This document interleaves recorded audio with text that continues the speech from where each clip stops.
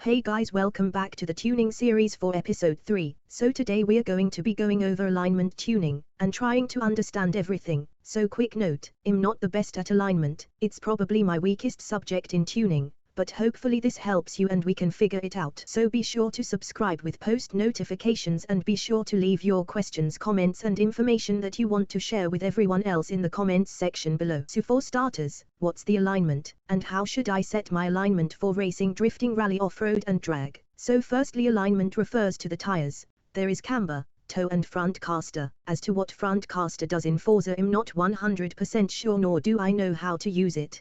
But I know the lower the caster the better for cars that turn too much, and higher caster for cars that don't turn enough. That's about as far as I can think to explain front caster, but camber and toe I'm decent with. So let's begin by unlocking them. So to unlock the alignment tuning we need to have one of the following: race, drift, or rally suspension on the vehicle. Here is our stock R33 GTR. It does have the transmission we covered in the last episode, as well as the tire tuning we covered. So next we are going to start off with race suspension. So firstly we are going to start with some testing. Be sure to read the description on the right side for a better and more in-depth detailed understanding of it. But how we use it is what I'm going to try to cover. So let's begin with some tests. Let's take it around our little track to figure out how it feels.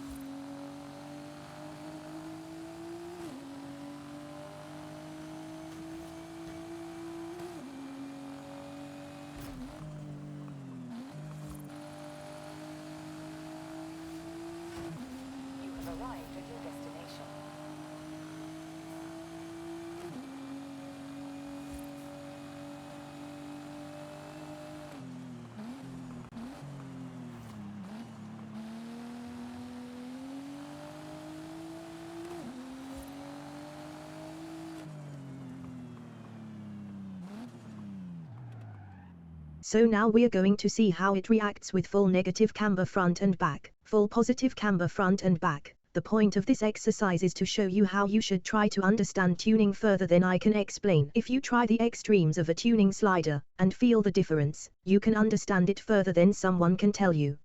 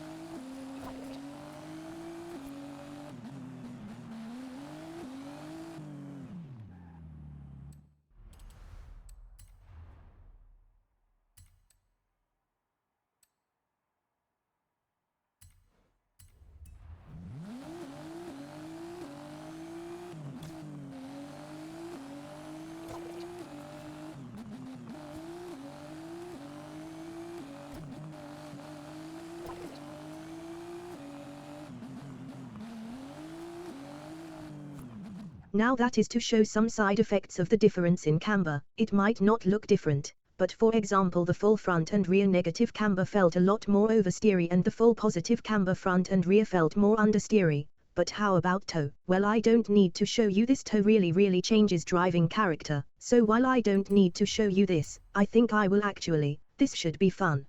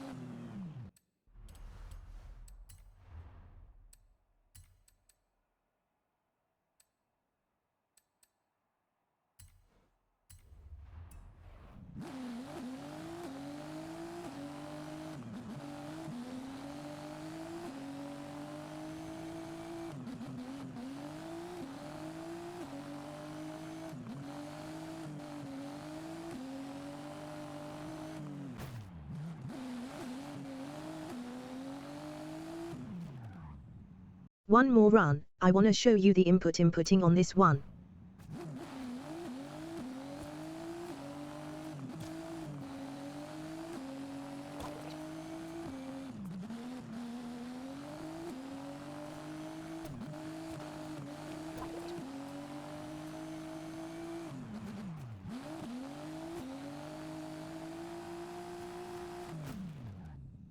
So what did we learn? Tow out makes it oversteer and makes it super responsive. Tow in makes it understeer and super not responsive. As you could see, I was putting in full lock and it would barely start turning. Now then, how do we use this? So firstly, the more camber and tow you have, the faster your tire will wear. So if you're racing with simulation damage, with full camber and tow, it will 1 spin out, 2 extremely break the tires, almost instantly, and 3 be undrivable. So personally, I use the least amount of camber and tow for racing, as in racing 1 I don't run damage, but if I did I wouldn't wear through tires quickly, and 2 most of my cornering performance is from the suspension balance being set up the way I like. So for racing I would suggest doing this. This is the most I've gone with any car. There is some exceptions such as the Formula 1 cars in Motorsports 7. If you put 3 degrees of camber on the front it corners so hard.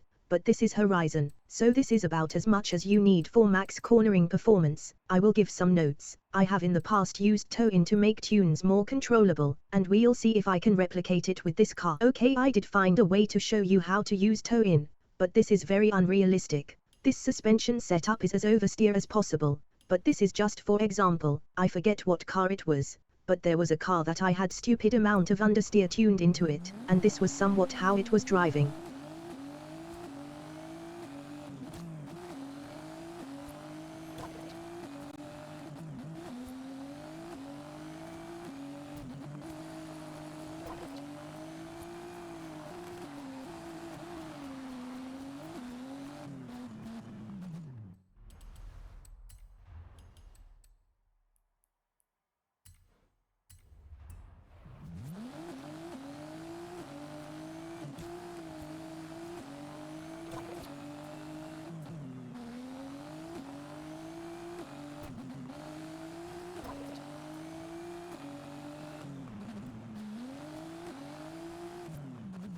Now keep in mind, that is literally 0.3 degree, 0.3, not even 1 degree, a third of a degree, with this much oversteer tuned into the suspension, and it almost completely gets rid of the oversteer. Do not use tow-in unless absolutely necessary. But now, some theories. These aren't mine, these are some of the things I've seen in the past that I wanna share. Some people use 2 and all the up to 3 degrees of front negative camber for short tracks. The theory is that the tire is banked more, so at slow speed corners it grips up more, but suffers in the straights. Same for the rear camber. I only ever see a little bit of front tow out to increase responsiveness, and that's about it for racing. Now 2 more things. This is my rally/off-road setup, and we are going to move to drift cars now. Firstly, this is a all-wheel drive drift/tandem setup. You do not need insane camber and tow, but you do absolutely need some of it. This is what I run on most all-wheel drive tandem cars.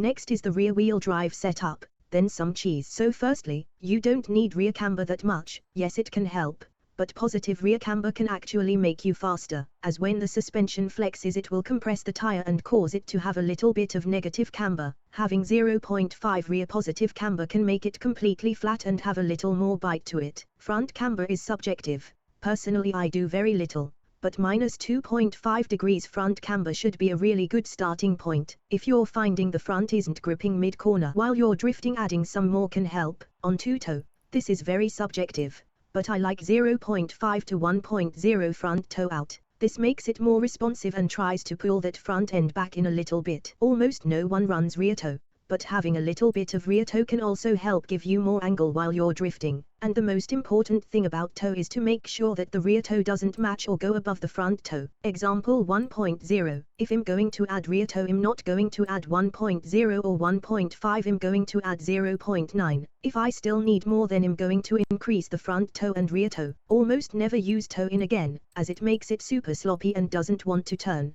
but it might help with smoothness if you have zero toe and it's not acting right.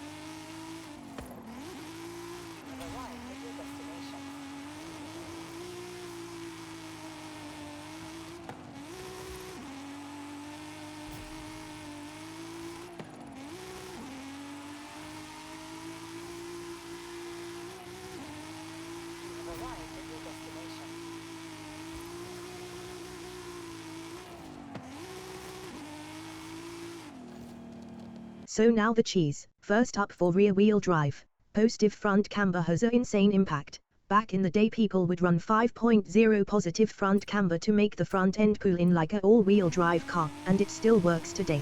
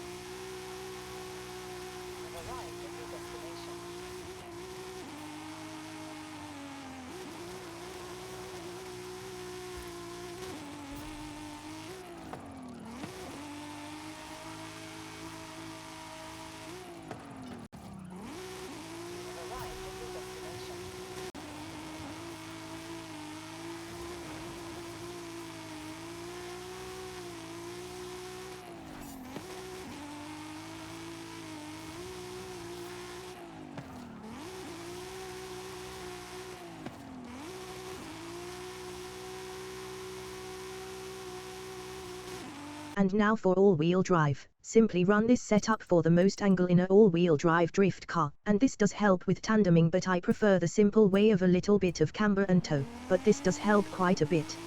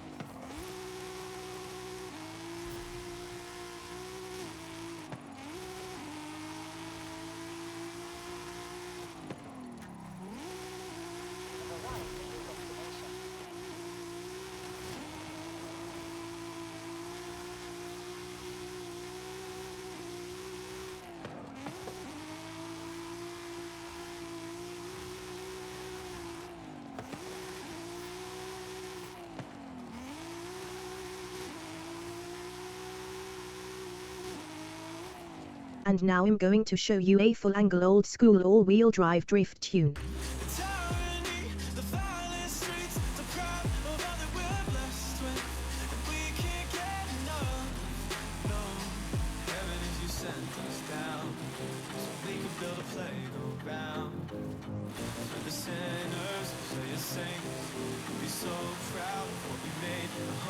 some beds around, 'cause you're the only refuge now. For every mother, every child, every brother is caught in the crossfire.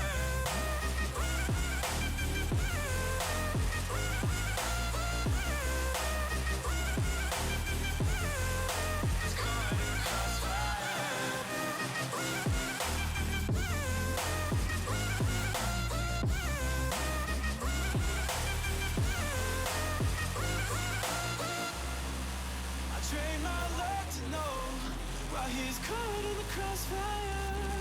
And now I'm here waking up to the sun and the sound of birds. Society's anxiety deprives of all that we're blessed with. We just can't get enough. No, heaven if you sent us down, so we could build a playground for the sinners and play as saints. Be so proud of what we made. I hope you got some beds around, 'cause you're the only refuge now.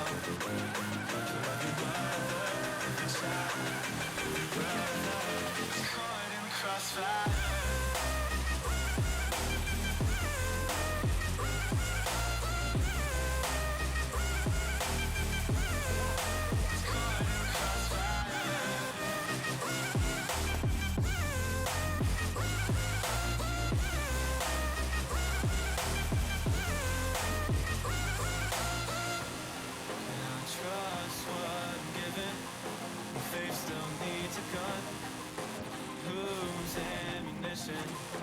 Justifies the harm.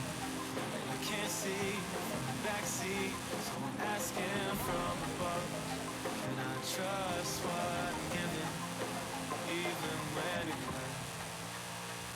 So heaven if you sent us down, so we can both play around. For the sinners to play as saints, you'd be so proud of what we made. I hope you got some beds around, 'cause you're the only refuge now. For every mother, every child, every brother is caught in the crossfire. Is caught in the crossfire. Is caught in the crossfire.